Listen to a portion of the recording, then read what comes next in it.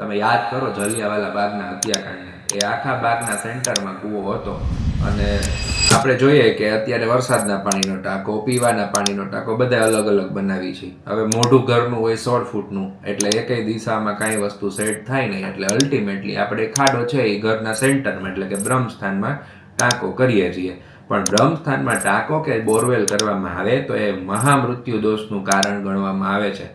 તમે યાદ કરો જલિયાવાલા બાગના હત્યાકાંડને. એ આખા બાગના સેન્ટરમાં કૂવો હતો અને ધડબડાટી બોલી ગઈ હતી. તો જો આવા જ મૃત્યુ દોષથી બચવું હોય તો તાત્કાલિકપણે બ્રહ્મસ્થાનના ટાંકાને રિમૂવ કરવો જોઈએ.